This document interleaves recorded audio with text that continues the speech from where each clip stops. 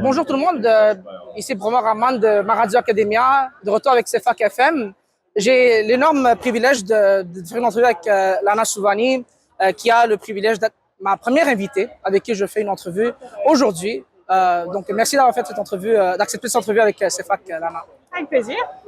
Peut-être commencer justement par raconter votre carrière. Moi, vous m'avez posé la question, comment est-ce que j'ai découvert le fait que vous aviez travaillé pour une organisation française. Je sais pas, j'ai oublié qu'est-ce que vous faisiez exactement pour l'organisation, mais vous étiez artiste pour l'organisation. En France? Oui. Oui. Alors en France, j'ai eu beaucoup de différents travails. J'ai surtout fait de l'illustration. Oui.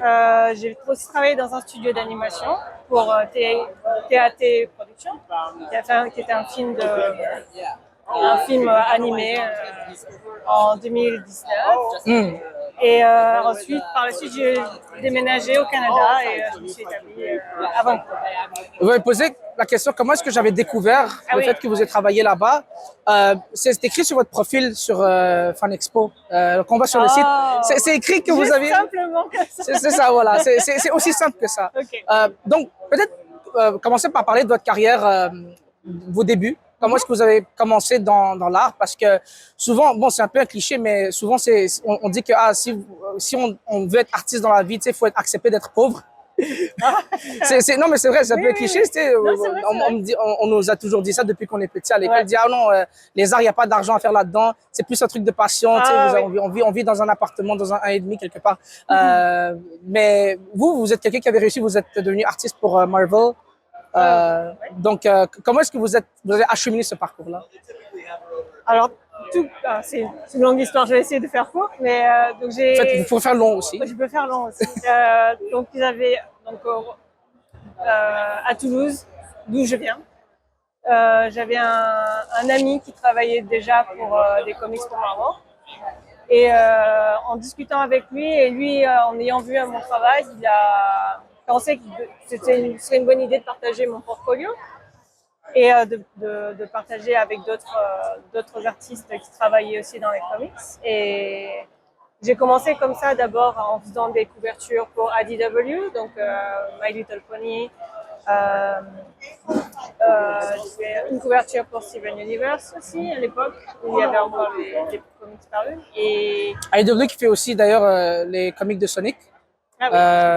On a des fans de Sonic, hein? Avez-vous déjà travaillé sur des comics de Sonic? Non, malheureusement, pas eu l'occasion. Surtout My Little Pony, pour le coup. D'accord. Mais My Little Pony, c'est un public gigantesque. Il y a eu tellement de films, de séries. Il y a toute une franchise multimédia qui s'est créée autour de ça. D'ailleurs, il y a toute une affaire qui a un énorme public, en particulier masculin, qui sont fans, les brownies. Vous êtes sûrement au courant? Oui, j'en ai entendu parler, oui. Et j'ai pas eu beaucoup de contact avec la communauté de My Little Pony pour le coup. Et pourtant, vous venez dans ces événements comme Fan Expo. Ça fait combien d'années d'ailleurs que vous venez dans ces événements comme ça? Alors, des événements dans le genre, j'en ai fait depuis 2015 peut-être par là, en France, surtout autour de Toulouse pour le coup. Et ensuite, en déménageant, j'ai surtout fait Fan Expo Vancouver. Il y a 2 ans, j'ai été à la Comic Con Toronto et à Fan Expo Canada. Mais voilà, pour l'ensemble des conventions, c'est les seules que j'ai fait jusqu'à présent. Non, je posais la question parce que vous dites justement que vous n'avez pas beaucoup interagi avec des brownies. Mais moi, je dis ça en tant que journaliste et en tant que fan de comics, d'animé, qui est quelqu'un qui ça ne lui dérange pas d'être désigné comme un otaku ou quelqu'un qui est un geek. Mais je le sais que dans ces environnements-là, dans les conventions, dans les festivals, c'est les gens les plus intenses et les plus bizarres qui viennent. Non, mais c'est les gens qui vont faire du cosplay, c'est les gens un peu hors de la norme. Et moi, je m'inscris là-dedans, mais quand même, pas à ce point-là. Mais c'est là où, certainement, où j'ai le plus rencontré le genre de fans qui serait comme l'équivalent des brownies pour My Little Pony. Donc c'est pour ça que je vous posais la question, combien d'années est-ce que ça faisait que vous veniez dans ces événements-là? Parce que ça ferait du sens si vous aviez rencontré des gens un peu étranges. Oui. Non, ça va. J'ai connu des gens. Enfin, j'ai vu beaucoup de conventions. Même avant de participer en tant qu'artiste dans les allées, j'ai fait du bénévolat pour des salons aussi. Donc, et même moi-même, à l'époque, plus jeune, j'aimais beaucoup cet univers de taku, du geek. Donc, c'est un univers que je connais bien. Mais c'est ça, c'est à quel point est-ce que, peut-être la question, je peux le poser comme ça, c'est à quel point que vous avez réalisé que, ce n'est plus simplement une passion, ça peut être une profession. Je peux faire ma vie avec ça, parce que maintenant, vous faites votre vie avec ça, vous gagnez très bien votre vie. Mais, évidemment, vous n'avez pas, certainement pas pensé à ça toute votre vie. Je suis certain que beaucoup d'artistes ont cette espérance-là, ont ce rêve-là. Mais on va être honnête, 99,9% des artistes n'y arrivent pas. Et si c'est surtout dans juste l'industrie du comics, c'est assez compliqué surtout de commencer et de pouvoir se faire une clientèle, un réseau. Donc ça se joue pour ma part, j'ai eu de la chance parce que je connaissais Paul Renaud, qui est Ben oui. un dessinateur, voilà, qui est un très bon ami et qui m'a beaucoup aidé justement à pouvoir partager mon travail et à me recommander à d'autres.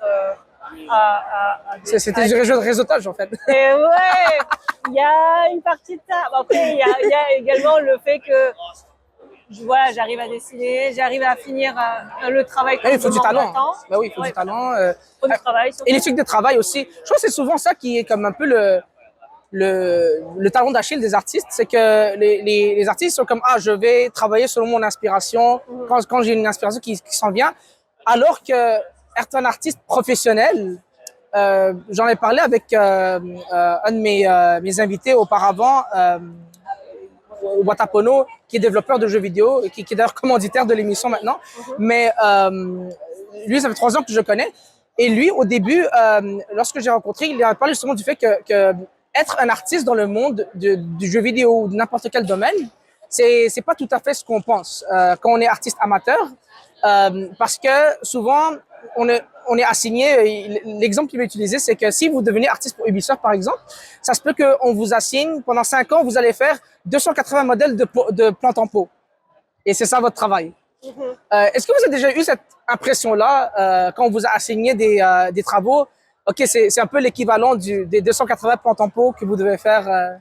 Il y a de ça, surtout dans l'animation où j'ai eu la chance de travailler, c'est que il y a certes la création de personnages qui est fun, où on va mener nos idées, et puis dès qu'un modèle va être validé, il faut, en tout cas dans l'animation 3D, il faut prendre ces dessins 2D et faire des vues. Vous voyez ce que c'est les vues orthographiques? Vue de face, profil, 3 quarts. Et il faut que les traits soient impeccables, qu'ils arrivent à correspondre pour qu'ensuite le modélisateur 3D puisse construire, sculpter à partir de ces dessins, de ces plans, on va dire. Donc ça, c'est pas la partie fun du travail, parce que c'est effectivement assez pointu, c'est assez rigoureux comme méthode. Et c'est un peu répétitif quand on a plein d'objets à faire comme ça, ça reste le moins fun. Je crois qu'il y a quelque chose qui pourrait vraiment frapper avec la réalité du travail, en fait, de ce qu'est être un artiste de carrière, parce que beaucoup de gens viennent à des panels et des présentations, des conférences données par des artistes, parce que eux-mêmes ils veulent devenir artistes professionnels. Mais peut-être vous pourriez un peu, je veux pas être méchant, mais briser cette illusion en détaillant le processus. Comment est-ce que lorsque vous travaillez pour Marvel, comment est-ce qu'on vous, justement, assigne un travail, et quel est le processus jusqu'à la publication finale? Alors, moi, à l'époque, c'était pour donc IDW. Oui. Il y avait un contrat avec Marvel sur les Marvel Action Origins. Et en gros, on m'a signé un script du déroulé du numéro que j'allais dessiner. Et en général, je propose une version en croquis, d'abord, de toutes les pages, comment serait le déroulé de l'histoire. Et puis ensuite, il y a des modifications, il y a validation. Je passe à l'ancrage et ensuite à la couleur. Donc, il peut arriver des fois que tout se passe très bien, ou alors il peut aussi avoir des notes, des petits retours, genre il faudrait peut-être changer la couleur de tel personnage. L'édition. Voilà. Et le fait en fait que ce soit Marvel, c'est que c'est un rythme très rapide. Il faut produire assez vite. J'imagine, oui. Et je pense que ça, c'est la partie un peu plus compliquée parce qu'on a tendance à vouloir bien faire les choses et des fois, c'est juste on n'a pas le temps. Donc, ça peut finir par un travail que nous, on va considérer bâclé et ça va nous décevoir un peu de se retrouver avec un produit un peu voilà, pas assez bien fini comme on avait espéré si on avait eu plus de temps. Je pense que, en tout cas, pour Marvel, c'était un peu ça. Comme c'est une grosse compagnie, c'est très rapide, il faut produire assez vite. Donc, je pense que c'est la partie un peu négative de ça. Sinon, je pense que arriver à continuer à avoir du travail, parce que la Marvel Action Origins, ça s'est terminé il y a 3 ans maintenant. Ouais, à peu près, ouais. 4 ans.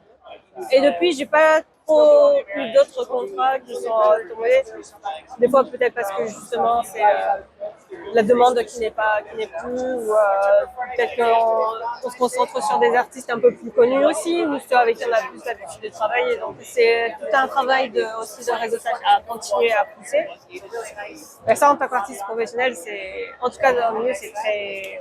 Quelque chose qui en général, est un souci pour les artistes, c'est la stabilité de l'emploi, en fait. Souvent, ça marche en termes de bouche à oreille, de réseaux sociaux maintenant, c'est sûr, pour aller chercher des commissions à gauche, à droite. Mais est-ce que travailler pour Marvel, ça vous a offert une certaine stabilité, justement? Pas vraiment. Expliquez. Justement, ce que je disais, c'est que là, sur le moment, effectivement, quand on a du travail, c'est chouette. Mais là, comme je le disais précédemment, c'est que je n'ai plus vraiment d'autres demandes de comics à dessiner. Voilà, j'ai trouvé un travail dans l'animation, donc ça me permet un peu de continuer à vivre de ça, ce qui est chouette. Mais ouais, c'est un travail continu de devoir relancer, de montrer les mises à jour qu'on a dans notre portfolio, voilà. Et arriver aussi à garder le contact avec les personnes, les éditeurs ou autres, quoi. Mais ouais, c'est assez difficile et je pense que aussi le marché du travail en ce moment est très compliqué. Ben, c'est le cas pour tout le monde, j'imagine pour les artistes, ça ne l'est pas moins. Ouais, voilà. Donc non, je pense que si j'avais juste eu ce travail-là, non, j'aurais pas pu en vivre. Ça, c'est sûr. Comment ça s'est fait cette transition à partir de illustrateur de comics à animation? Très naturellement parce que en fait il n'y a pas vraiment de coupure, pour moi ça reste du dessin, de la création et ça reste en 2D aussi, donc c'est vraiment c'est fait tout naturellement, sachant que c'était 2 univers pour lesquels j'étais vraiment intéressée de travailler depuis très jeune, donc pour moi c'est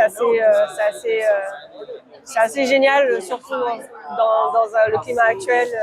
C'est compliqué pour beaucoup d'artistes de trouver du travail. Donc, je chéris chaque moment où j'ai l'occasion de pouvoir en vivre et de travailler pour.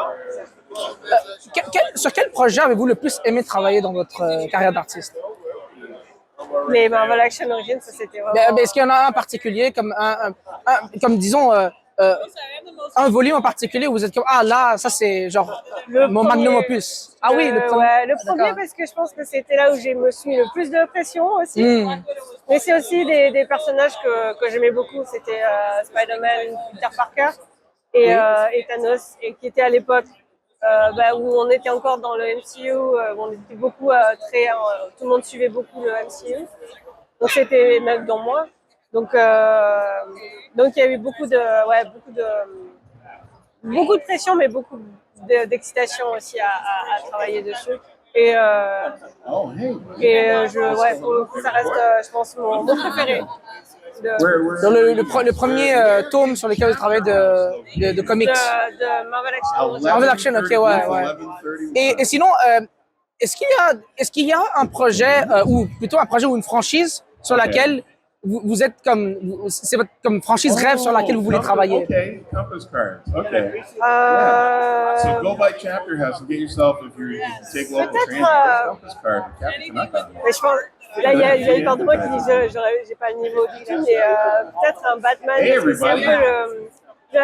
This is calling. Il y a toujours une blague pour les comics de Batman, c'est que c'est impossible de suivre où l'histoire commence, parce qu'il y a tellement de canons différents et il y a tellement de reboots.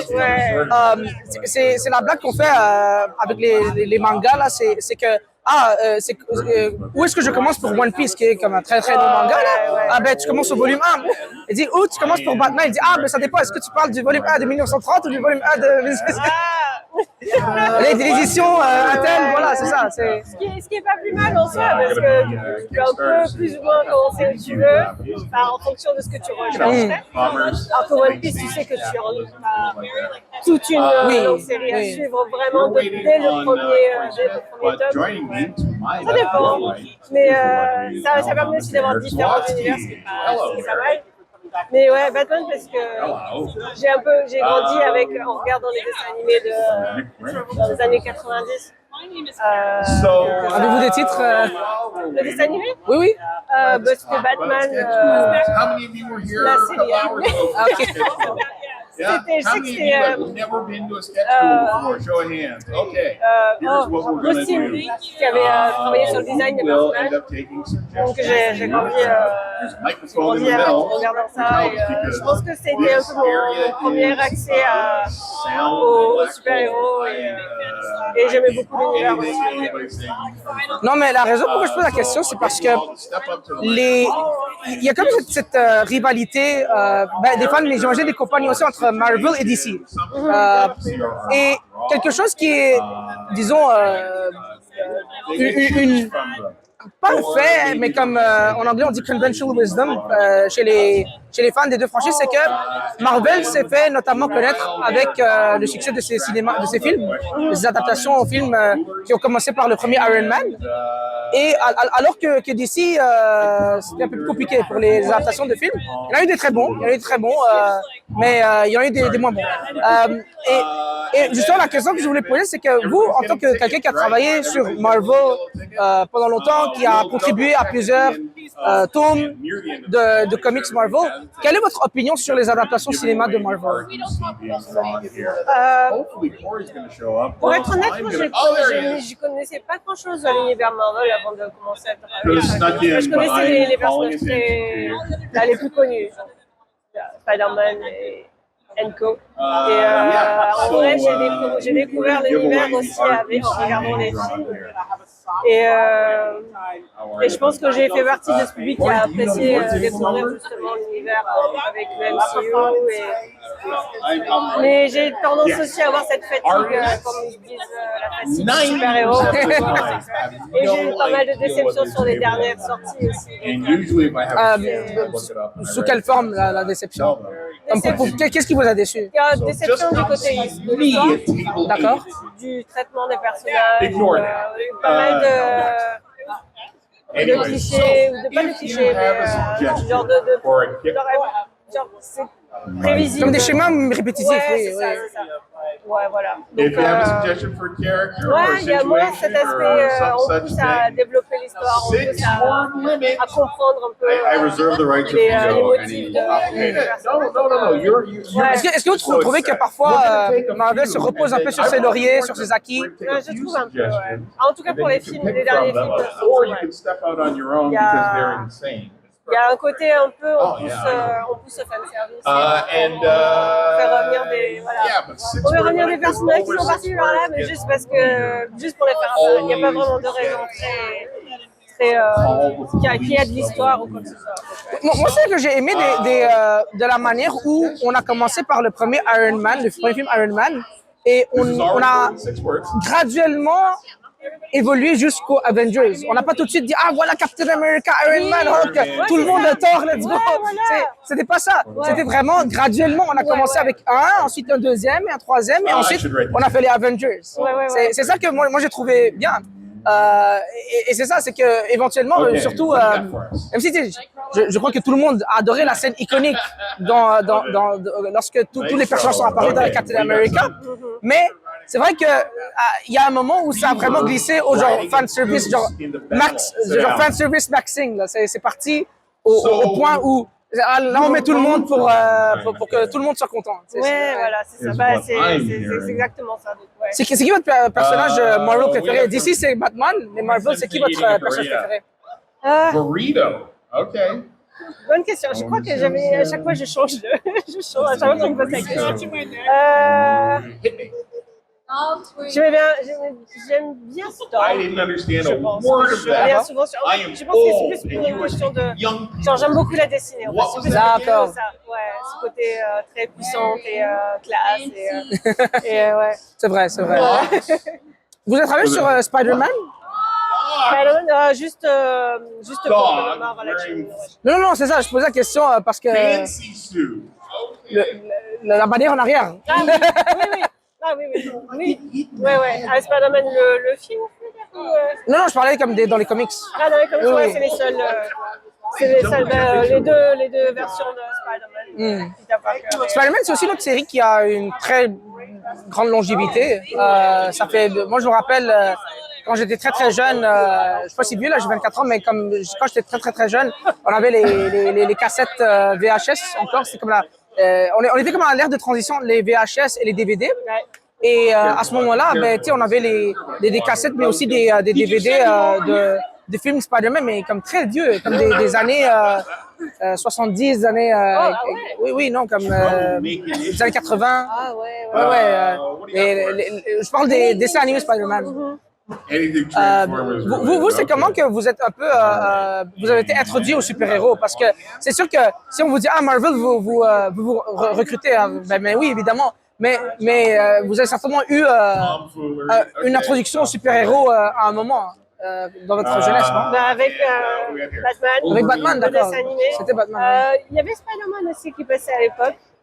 Un peu plus tard. C'était légèrement plus grand, mais pas beaucoup plus âgé. Okay, so here are our suggestions. Ouais, c'était Oh, les you années 80, fin 90, je pense. Popcorn. Ouais, il y avait Spider-Man.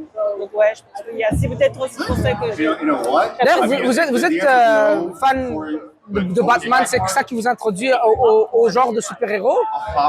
Est-ce que travailler pour Marvel, ça vous a comme donné des sentiments mitigés parce que c'est DC et Marvel? Non, vraiment. Okay. Pas vraiment, non. Surtout qu'à l'époque, quand je regardais les dessins animés, Oui. je ne savais pas qu'il y avait ces deux grosses maisons d'édition.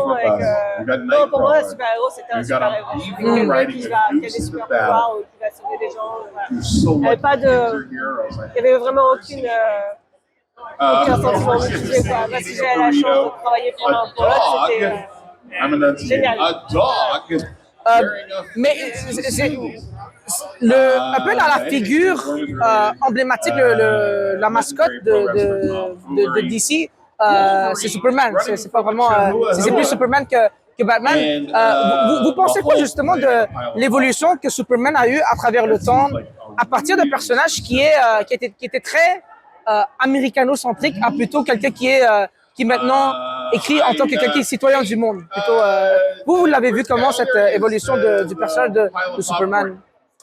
Do you have somebody prepared on the event of your J'étais pas untimely très demise? familière avec le personnage. Moi, je connaissais surtout la série Lois et Clark. Because I Oui. do, Et and I suggest the same for you. moi, j'aimais I bien also dans have a le friend sous who côté has justement agreed sauveur. to throw my ashes, like Bon, cremated après, ashes, j'avais in pas the vraiment faces d'avisé. of my Je enemies. n'ai So, pas lu don't les get livres on my sur bad Superman, mais That's all I'm j'aime saying. bien ce côté, l'évolution qu'il a eu effectivement. So if you guys want Le fait qu'il ait ce to côté, choose from those, une explication sur or pourquoi strike out on your own with, il tient à rester, people à garder son identité cachée, then, à quand même malgré tout aimer la John, planète Terre and et les we'll humains start talking with the crowd. toute vie terrienne. Alors, en tout cas, c'est ce que j'en ai compris dans Yep, le every dernier panel film d'ailleurs, begins with que j'ai 10 beaucoup minutes aimé. of nonsense from our friend Anthony. Donc je pense que ouais, je préfère quand même ce qu'ils en ont les plus Bon, moi, je suis un fan fini de Henry Cavill. Pour moi, ce sera toujours le Superman. Par contre, je dis tout le temps aux gens, si vous voulez voir un film de Batman, Superman, des films de DC qui ont évidemment beaucoup plus d'âge que les films de Marvel, ça fait longtemps qu'il y a des films de DC, des adaptations. Mais vraiment, les premiers films, c'est des mines d'or, c'est des perles. C'est tellement à bas budget. Je ne sais pas si vous avez déjà vu la scène. C'est le film, je crois, de 1900. Est-ce que c'est le film de 1930 ou je me rappelle plus le premier film de Batman où il tape, il se fait agripper par un requin, il le tape alors qu'il se fait transporter par l'hélicoptère sur les chaînes là. Mais quand il tape sur le requin, t'entends le bruit du caoutchouc. Genre c'est à ce point-là. Ah d'accord, j'ai pas vu cette scène, mais je ne savais pas. Ouais. Déjà, je ne savais pas que c'était aussi vieux. Ça existait depuis si longtemps. Oh non, les Batman, c'est noir et blanc, hein, c'est les premiers films. Ok. Ouais, non, je suis curieuse maintenant de voir cette version. D'ailleurs, concernant les films et aussi les comics un peu, mais c'est vrai que les comics ont d'ailleurs, peut-être je peux vous poser la question de cette manière-là, les comics ont toujours eu, disons, une vibe, une atmosphère un peu plus mature que les adaptations dessins animés qui étaient beaucoup plus axés vers les enfants.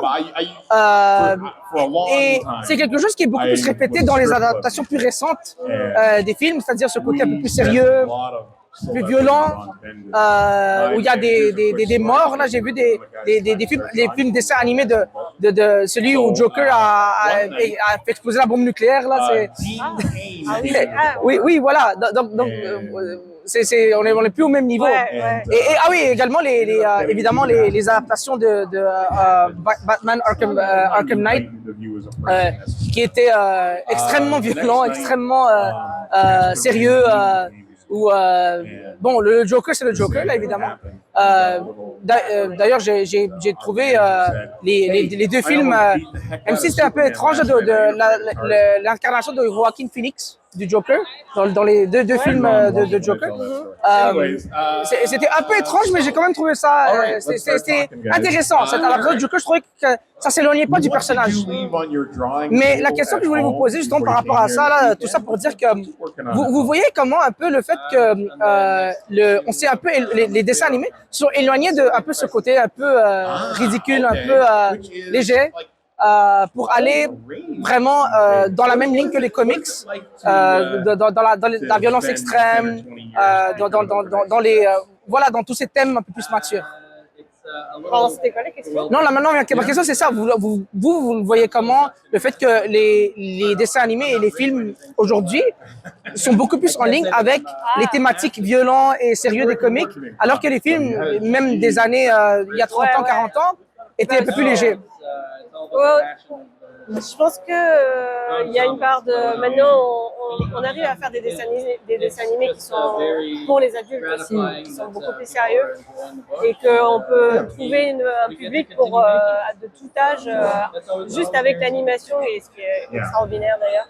Donc je pense que c'est pour ça qu'il a permis de voir qu'il y a une plus grosse ouverture d'esprit vis-à-vis de ça, et ce qui a permis d'être un peu plus en accord avec les comics et d'avoir ce ton plus sérieux, d'être plus violent, mais tout en restant quand même acceptable.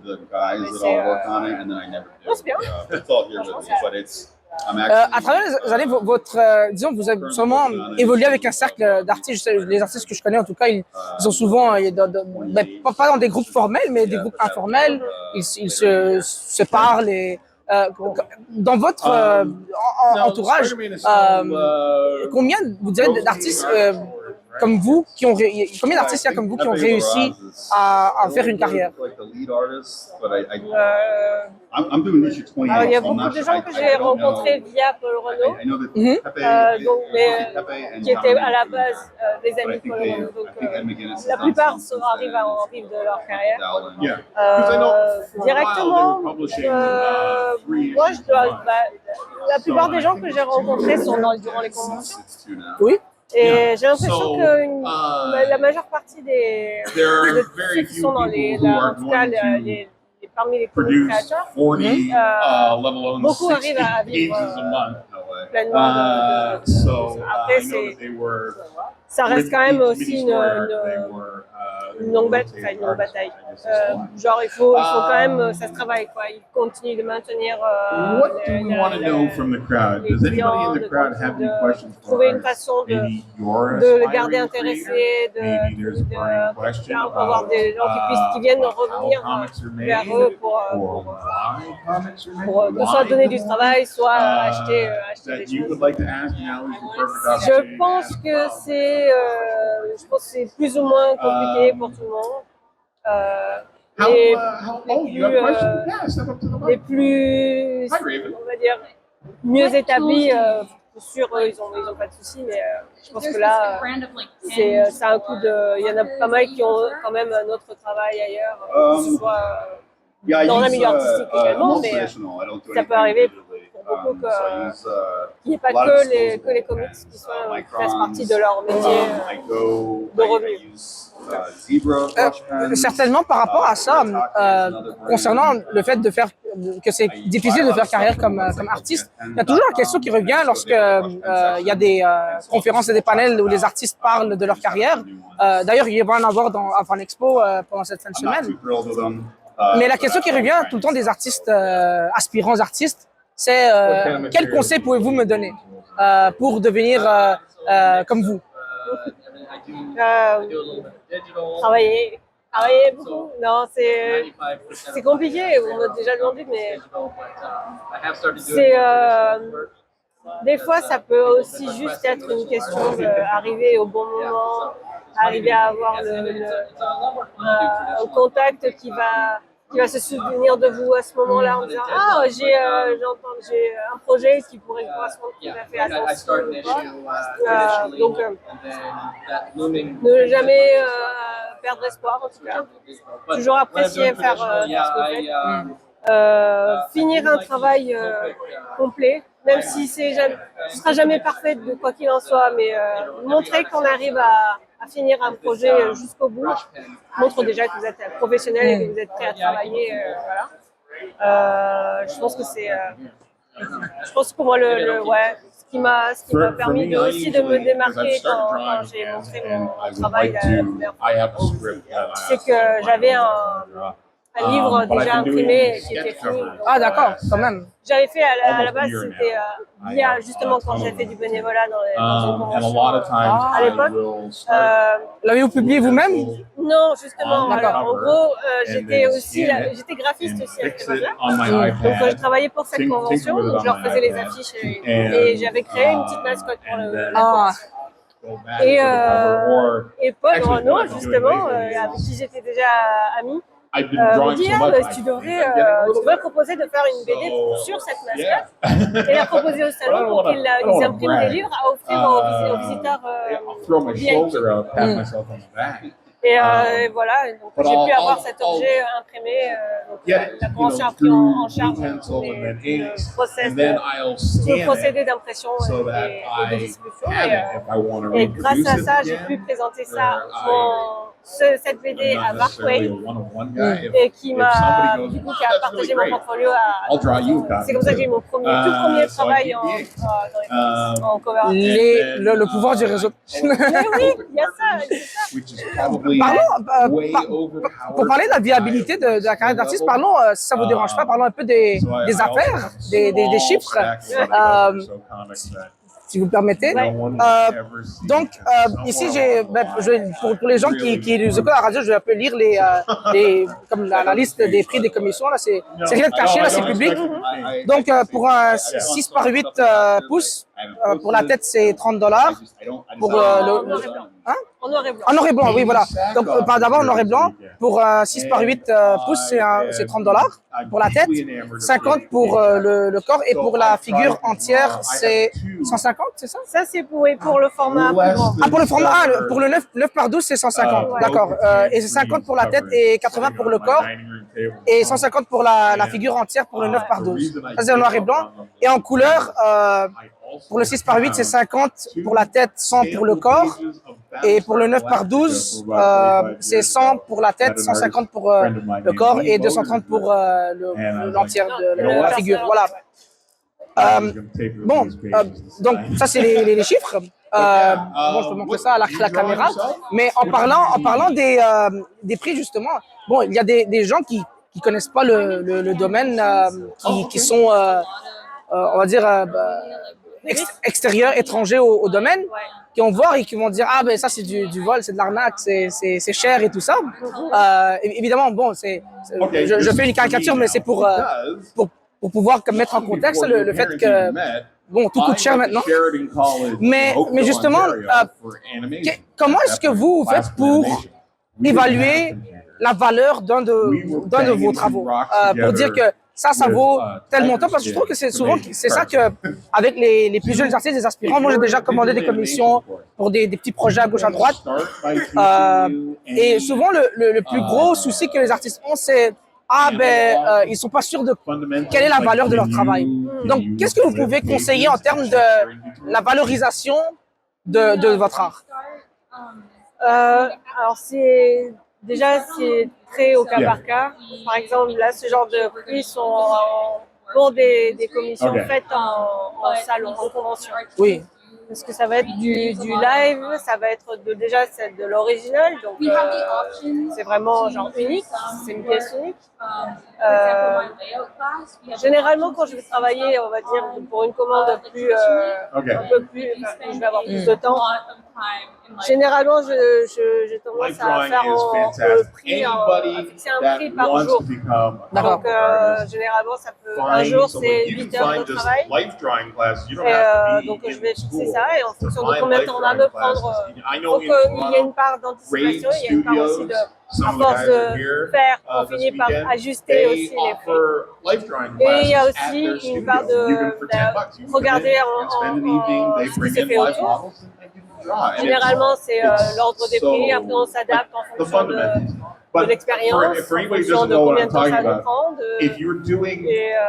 et de si nous-mêmes on mettrait tel prix dans une demande pour d'autres artistes. Donc, il y a différents facteurs à prendre en compte et ça s'ajuste.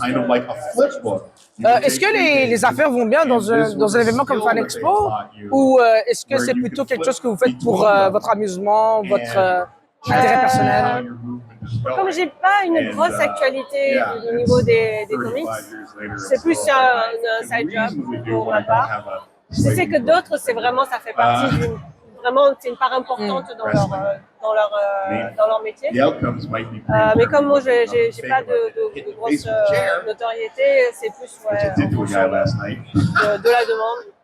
Vancouver, j'ai l'impression que on est beaucoup plus sur des produits qui sont déjà moins chers. À moins d'être vraiment recherché ou reconnu par quelqu'un, ça va. Je vais avoir beaucoup moins de demandes de dessin à la demande comparé à Toronto, par exemple.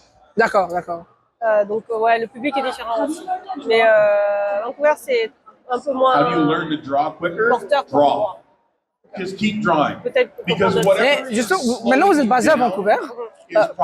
Comment est-ce que vous avez entamé ce voyage-là, où vous avez fini à Vancouver et vous êtes parti de France et vous êtes arrivé ici? C'est quand même, c'est pas le premier, c'est pas la première ville auquel quelqu'un aurait pensé. Oui, alors c'est plus une raison personnelle, parce que mon mari travaille compositeur de musique pour les films, donc il travaille dans l'industrie. Et à l'origine, on voulait déménager aux États-Unis, parce que Californie était vraiment plus porteur pour lui. Mais oui, évidemment. Sauf que c'est difficile d'obtenir un visa. Donc Vancouver était la plus proche et plus accessible pour nous. Et on aime beaucoup la ville. Donc on est resté depuis. Qu'est-ce qui vous a le plus frappé lorsque vous êtes arrivé au Canada comparé en France? Le respect. Ah ouais.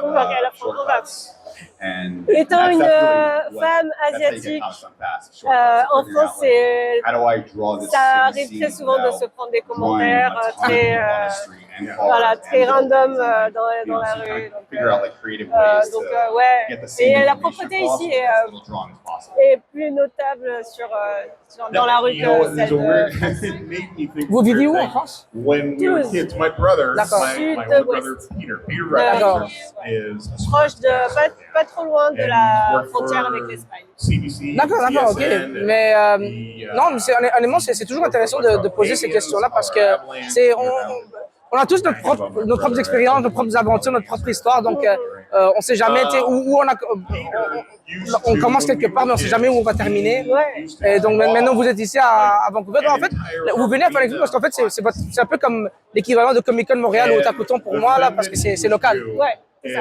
Ouais, ouais. The crowd was just, Ouais, c'est tout simplement ça. J'ai pas fait beaucoup d'autres conventions. J'ai eu la chance de pouvoir participer à celle de Toronto il y a 2 ans, mais je pense que C'était comment le Comic Con de Toronto? c'était beaucoup plus gros. Très sympa, ouais. Bah, plus d'opportunités pour moi de vendre des commissions. C'était chouette. Mais ouais, non, c'est une autre vibe aussi, j'ai l'impression. Ouais. Tout le monde est. As a writer, I want to know content. someday I'm going to get to torture. C'est un univers que j'aime bien. Ah, vous devez venir à Montréal un de ces jours hein, pour le J'aimerais, oui. le Comic Con de Montréal. Hein. J'ai de la famille en plus qui vit à Montréal et des amis aussi. À chaque fois, il faut que je dis qu'il faut que je vienne visiter. Mais... En plus, on vous accueille à bras ouverts parce que les organisateurs au Comic Con de Montréal et à l'Otakuton aussi, eux, ils sont toujours excités d'avoir des invités francophones Ah ouais? et des artistes francophones. On en a des locaux à Montréal, on a des gens qui viennent de Montréal. D'ailleurs, il y en a qui sont ici à Vancouver, qui sont venus de Montréal. Ah ouais, c'est vrai. Oui, et il y a beaucoup d'artistes comiques qui sont basés à Montréal. Mais parce que simplement, il y a toujours cette espèce on veut attirer un public, parce que le public à Montréal, il est francophone, à grande majorité. Oui, oui. Donc c'est sûr qu'il y a un intérêt aussi à avoir des artistes qui parlent français et qui peuvent interagir avec les fans et les gens. Oui, à Montréal, les gens ils parlent anglais aussi, mais l'affaire c'est qu'il y a beaucoup de gens qui viennent à Montréal de l'extérieur de Montréal. Et moi, en tant que quelqu'un qui a grandi toute ma vie à Montréal, ce que j'ai appris c'est que Montréal, c'est un peu comme une chambre d'écho. Une fois qu'on sort de Montréal, c'est pas le même monde. C'est une fois qu'on quitte Montréal et qu'on notamment quitte la région de Montréal et qu'on se retrouve un peu plus dans les villes plus lointaines comme mais même si on va à la ville de Québec, mais même vers Chicoutimi, vers Saguenay, dans ces coins-là. Il n'y a personne qui parle anglais. Genre, c'est un anglais approximatif. Ils comprennent, mais c'est ça. La grande majorité des gens qui viennent au Comic-Con de Montréal, qui viennent à l'Otakuton au mois de juillet, au mois d'août, c'est des gens qui viennent de l'extérieur de Montréal. C'est comme le gros événement à laquelle des gens qui viennent aussi loin que Gaspésie. Donc honnêtement, des gens ils seraient contents. Ah ouais, non, il y a une artiste qui parle français qui vient à Montréal. C'est quoi, entre Otakuton et Comic-Con, c'est quoi la différence? Otakuton, c'est un festival qui est plus axé sur la culture japonaise, l'animation japonaise, donc les animés, les mangas et tout ça. Et le Comic-Con, c'est les comics, évidemment. Comic-Con, c'est beaucoup plus général parce que maintenant, c'est un peu comme ici aussi. Oui, non, mais moi je me rappelle il y a encore quelques années, c'était comme cringe d'être un fan d'animé. Maintenant c'est un peu rendu normal. Ça s'est normalisé au point où même le Comic-Con invite des doubleurs d'animé. Ouais. J'en ai vu plein là-bas. Alessandro Giovanni qui a fait Elle. Il y en a plein qui sont des doubleurs d'animé, mais c'est rendu normalisé. Alors qu'il y avait quand même quelques années, c'était encore considéré comme quelque chose de périphérique par rapport au monde des comics qui était beaucoup plus mainstream. Oui. Moi, je vois que ça a commencé comme c'était science-fiction, ensuite c'est les comics qui sont normalisés, maintenant c'est les animés qui ont la même catégorie et ainsi de suite. Les jeux vidéo, ça rentre aussi là-dedans maintenant. Donc c'est un peu tout s'agglomère de ce côté-là. D'ailleurs, est-ce que vous, ça vous a déjà intéressé de travailler sur quelque chose de multimédia, c'est-à-dire pas juste dans l'animation, mais comme dans les jeux vidéo, par exemple? Oui, carrément. Là, pareil, il faut arriver à trouver le moyen de mettre le pied là-dedans. J'ai fait quelques illustrations pour un jeu mobile. Ah oui, lequel? Kabam. Ok. Le jeu n'est pas encore sorti, donc je suis encore sous NDA, mais c'était, pour le coup, j'ai pas eu beaucoup de connaissances techniques à apporter. C'était juste faire des illustrations d'éléments qui sont dans le décor du jeu. Mais ouais, j'aimerais bien. C'est quelque chose qui m'attire beaucoup. Moi, je suis peut-être, je ne l'ai pas dit au début de l'entrevue, mais bon, les gens dans le public le savent, je suis juriste de formation. Je suis en ce moment, pourquoi je suis à Sherbrooke? Parce que je fais ma maîtrise en droit là-bas. Et l'an prochain, je vais probablement commencer mon doctorat. Et puisque je suis juriste, je suis toujours obligé de poser une question en droit, c'est écrit dans mon contrat, je suis obligé. Non, mais pour les artistes, c'est toujours intéressant de savoir, parce que vous, en tant qu'artiste freelance, donc indépendant, lorsque vous faites de l'art comme ici, je peux montrer à la caméra. Donc, par exemple, cet art de Spider-Man que vous avez fait de Peter Parker, ça, c'est quelque chose qui vous appartient. Tous les droits sont à vous. Mais lorsque vous travaillez pour Marvel, par exemple, tout droit réservé à Marvel. Vous cédiez tous vos droits à Marvel pour les dessins que vous faisiez. Et donc, par rapport à ça, comment est-ce que vous gérez votre droit d'auteur par rapport à l'art que vous faites? Hors Marvel? Oui, hors de. Justement, lorsque vous faites un contrat avec Marvel ou avec une autre compagnie pour faire de l'art pour eux, est-ce que c'est quelque chose qui est sujet à négociation ou c'est quelque chose que non, eux, c'est un contrat d'adhésion et vous cédez tous vos droits? La deuxième. Oui, voilà. J'imaginais c'est ça aussi. Mais lorsque vous faites de l'art, disons, dans votre propre temps, à votre propre cause, pour votre propre argent, par exemple pour le jeu mobile pour qui vous avez fait de l'art, est-ce que c'était la même chose? Ils vous compensent et vous faites de l'art pour eux et tous les droits sont cédés à eux? C'est ça. D'accord. Et alors que l'art que vous vendez ici, c'est ça, vous appartient en entier? Ouais, voilà. Parce que tout dépend des cas pour lesquels je travaille. Ça peut être si c'est une entreprise qui va me demander, qui va pas m'embaucher, mais qui va me demander mon service en contracteur.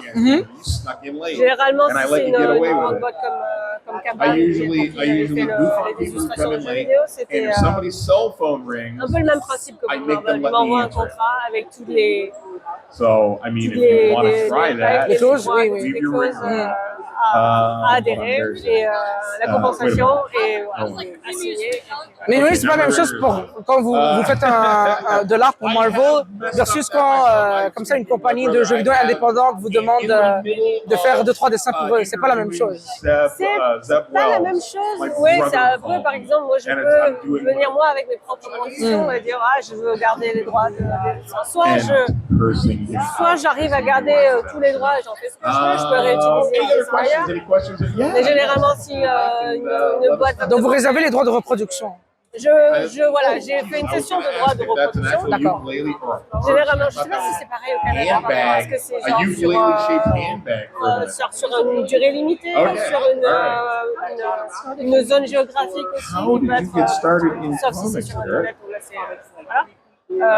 Mais en France, c'était ça. Il fallait que dans les clauses, il soit indiqué quel type de droit a été cédé, reproduction, adaptation, je sais plus très bien. Sur combien de temps? Alors, généralement, ça pouvait aller un an, 3 ans peut-être. Et géographie, soit la France, ou soit le monde, si c'est avec Internet. Ici, c'est un peu moins. La plupart des contrats que j'ai eus ici, c'était avec vraiment pour un projet particulier. Donc, il fallait que je cède mes droits et généralement c'est eux qui passaient commande et donc le produit final était exclusivement pour eux. Mais certainement vous mettez, vous avez ce qui vaut le plus en fait votre nom sur le travail. C'est ça, il y a ça, il y a la compensation aussi. Oui, ben non, c'est sûr, il faut faire sa vie, il faut faire de l'argent, mais avoir son nom sur un travail comme sur un truc Marvel, ça c'est énorme quand même. Ouais, c'est énorme. Oui, ça permet Ça permet de se vanter un peu, mais pareil, il y a tellement d'artistes qui travaillent pour Marvel aussi qu'il faut à un certain moment arriver à faire sa place. Et je pense que souvent c'est les plus gros qui arrivent avec la plus grosse notoriété qui arrivent à mieux s'en sortir. Mais est-ce que vous vous considérez parmi ce groupe? Non, moi, je suis toute petite. Ah non. Non, moi j'ai juste. Quand même, combien d'artistes peuvent dire qu'ils ont eu leur nom sur un comics Oui, Marvel? bien sûr. Mais ce que je veux dire, c'est que ça m'a pas apporté beaucoup plus de demandes derrière. Tu vois ce que je veux dire? D'accord. C'est que il a fallu quand même que je continue de chercher du travail, il a fallu que j'aille postuler, que j'aille faire. Mais est-ce que l'adage suit quand même que le travail apporte du travail? Le réseau apporte du travail. D'accord. Le travail après le travail, oui, bien sûr. Mais j'imagine qu'après avoir fait du travail pour Marvel, il y a eu quand même certainement eu des intéressés à vous recruter une fois que vous avez terminé avec eux, n'est-ce pas? Je sais qu'ils étaient contents de mon travail. Je me souviens qu'il y avait eu une éditrice avec qui j'avais travaillé sur le projet qui m'avait réécrit en disant j'avais beaucoup aimé ce que tu avais fait justement, mais elle n'avait pas de travail à me proposer à ce moment-là. Donc je pense qu'il y a aussi une question de, je pense peut-être qu'il faut parce que mon style est très, pour le coup, pour cette série, mon style était très enfantin parce que c'était pour un public plus jeune. Donc je pense qu'ils m'ont aussi un peu attaché à ça. C'est pour ça que j'essaye aussi de sortir de ce côté trop, genre je fais pas que des trucs pour enfants, par exemple. Il faudrait que j'arrive à... Mais il y a aussi, je connais une artiste qui fait justement des livres pour les enfants, des livres de dessin pour les enfants. Ça se fait aussi, c'est aussi... Oui, tout à fait. Mais oui, pareil, c'est une industrie à elle-même aussi, le livre pour enfants. Il y a plein d'univers encore que je pourrais explorer. Mais ouais, ça me manque un peu quand même, ça fait un moment que j'ai pas fait de comics. Maintenant, je pourrais toujours cette question pour la fin parce que c'est un peu paresseux, je trouve, de la poser au début parce que tout le monde, c'est tellement une question facile à poser. L'IA dans l'art. Vous l'avez vécu comment justement le fait que maintenant on puisse faire de l'art avec de l'IA et comment est-ce que ça impacte votre carrière en fait? Moi, je sais que les gens qui font de l'art avec l'IA, c'est des gens. Je suis condescendant, mais j'ai vraiment une opinion négative sur ce genre de personnes. C'est qu'ils font ça sur le travail volé, parce que les IA ont été entraînés sur le travail volé. Donc, ouais, je l'ai vu venir de manière très négative, c'est sûr. Comme beaucoup d'artistes ont été aussi licenciés parce qu'ils étaient remplacés par des IA. Donc, ouais, il y a une part d'appréhension, il y a une part d'espoir aussi, dans le sens où il y a du coup quelques personnes qui arrivent à revenir vers le traditionnel, qui veulent quelque chose de plus authentique, de plus humain. Donc il y a une part de moi qui continue de croire que ça ne remplacera pas l'artiste humain, c'est sûr. C'est juste que peut-être que ça créera une plus grosse scission entre les gens qui considèrent l'art comme quelque chose de plus de consommable que tu jettes juste après, comme d'autres qui vont vraiment apporter une valeur propre à l'art et qui viendront voir, qui continueront de demander à des humains des commissions, des dessins. Hey friend, I've got a thing. L'IA ne crée rien de nouveau. Par contre, ça c'est des anecdotes, donc tu sais, c'est pas quelque chose. Je veux dire, je ne peux pas déterminer si c'est une tendance claire, mais il y a eu des compétitions d'art où des personnes ont soumis, notamment des programmeurs qui savent comment utiliser l'IA efficacement, ont soumis des dessins faits par l'IA, de l'art, et qui ont gagné des compétitions. Et en fait, je crois qu'ils l'ont fait pour faire un point parce que par la suite, ils ont révélé que c'était par de l'IA, ils ont disqualifié. Mais quand même, les juges ont déterminé que ce dessin était le meilleur. Ouais, parce que c'était basé sur des dessins existants. Donc, c'est juste comme si, comme s'il avait découvert d'anciens dessins qu'il avait fait un mix et qui avait ressorti juste quelque chose qui était déjà pris de chefs-d'œuvre probablement existants et qu'il avait ressorti et que juste comme ça a créé un nouveau budget. Les juges ont fait Il y a aussi l'argument, et ça c'est un argument qui est fait pas en contradiction, mais qui est souvent dit aux artistes que l'IA va faire en sorte que les artistes vont être encore meilleurs. Ça va les forcer d'être encore mieux pour faire quelque chose de mieux que l'IA. Non, un artiste de base cherche toujours à être meilleur cherche toujours à évoluer, à se surpasser, continuera de travailler son art donc l'IA en soi c'est non, je pense pas qu'ils chercheront à surpasser l'IA parce que de toute façon l'IA continuera d'évoluer, les gens continueront de coder, d'améliorer les versions de l'IA. Donc justement, cet avenir, vous le voyez comment la coexistence avec, parce que bon, l'IA sur une forme ou une autre, elle est là pour rester. Alors dans ce contexte-là, comment est-ce que vous voyez l'avenir de votre profession et des artistes en général dans cet environnement-là? Ça va être beaucoup plus compliqué pour beaucoup, ce qui est déjà le cas. Beaucoup à galérer à trouver du travail et à se faire soit virer, soit pas considéré pour être embauché ou quoi, à cause de ça. There is no reason for you not to get à vrai dire, j'ai pas vraiment de réponse à ça. as you want to be with En ce moment, your c'est stuff, plus une question and de it'll find an audience. est-ce que je continuerai toujours Big de audience, dessiner small C'est sûr. audience, it'll find parce que an j'aime audience, ça, parce and que somebody will come back to you and tell you how much they love. Okay? ça reste malgré tout, même si c'est devenu un travail, We're all gonna be j'ai pas perdu dust. l'étincelle qui On me the motive à feet continuer of, de Ça reste toujours un the feet of projet de future passion. society. ouais, c'est ça. The only thing Donc that à will partir jusque-là, remain of us si j'ai toujours cette passion-là, So between now and il the y a sera là, il y a crematorium, sera pas là. Voilà. say Après, oui, il something faudra cool. s'adapter. Est-ce que je And pense start qu'il y aura quand même, il restera des gens can I have the qui tickets? chercheront à embaucher des humains et qui continueront à vouloir All right, éviter take out your d'utiliser l'IA. tickets because we're going to Donc, start quand je dis giving away l'IA, art. c'est Thank you l'IA very much. générative, image ou audio. C'est genre, Let's parce qu'il y a start d'autres with, IA qui peuvent être Corey. beaucoup. Corey. Oui, c'est l'IA générative en Ouais, voilà. particulier qui pose problème. C'est ça. Donc là, je pense que je me demande s'il n'y aura pas une sorte This is Corey Spider-Man. de lassitude du côté de ceux qui utilisent l'IA, dans le sens où ça va être All right. Jean-Michel qui last three numbers Jean-Michel qui va aimer faire son avatar tu vois, sur Facebook en représentant. Ça se fait déjà, les l'IA avec pour les fameux dessins de Studio Ghibli. Hello. En IA. Oui, c'est déjà, on le voit les profils. Voilà. Oui, voilà. Come on, Tu vois, what are donc, you doing?